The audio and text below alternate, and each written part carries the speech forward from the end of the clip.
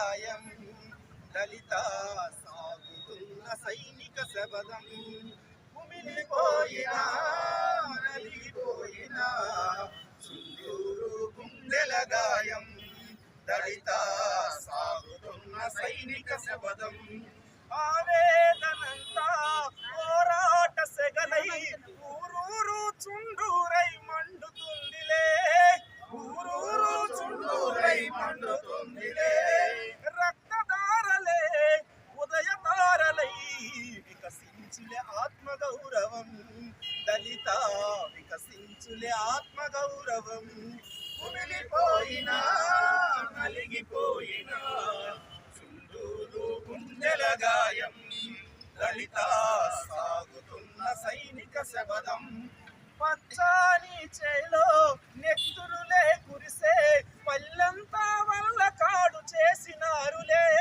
పల్లెంతా వల్ల కాడు చేసినారులే మనసులను బట్టి పశువుల్లా కొట్టి ఎంటాడి వేటాడి నరికినారులే వెంటాడి వేటాడి నరికినారులే ఇదేమి పాలన ఇదేమి రాజ్యమో అరే నరహంతక దోపిడి రాజ్యం దళిత నరహంతక దోపిడి రాజ్యం ఏం చేసి నిజంగా మన హక్కు కోసం పోరాటం చేయాలంటే మన భారత రాజ్యాంగాన్ని ఉద్యమాన్ని మనం చేయాల్సి నిజంగా కూడా మనందరూ కూడా న్యాయాన్ని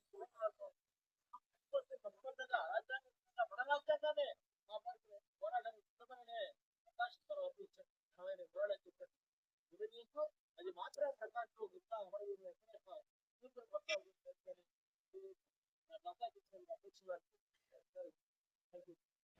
ఈ దుఃఖం అనేది ఆగదు.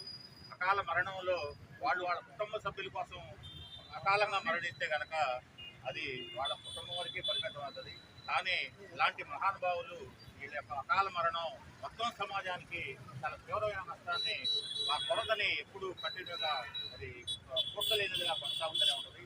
ప్రకాష్ అన్న బ్రహ్మయ్యన్న మరణం మన ఉద్యమం ఇక్కడున్న గుంటూరు టౌన్లో ఉన్న ప్రధానంగా అన్ని విడివిడిగా ఉన్న అన్ని దళిత బహుజన ప్రదేశాలన్నింటినీ ఒక వేదిక మీదకి తీసుకొచ్చింది. ఆయన మరణం వృధా కాలేదు.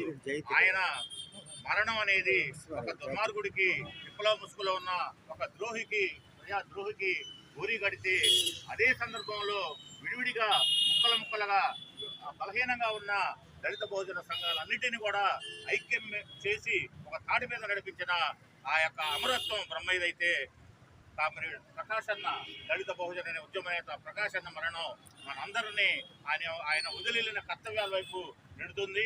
ఆయన కొన్ని కార్యక్రమాలని తీసుకున్నాడు. ఆయన బహుముఖమైన కార్యక్రమాలు నిర్వహించాడు.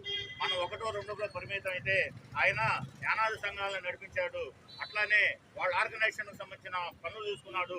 అట్లానే దళిత బహుజన ఉద్యమ స్ఫూర్తితో ఆయన బహుజన మహనీయుల వర్ధంతుల జయంతులు నిర్వహించాడు.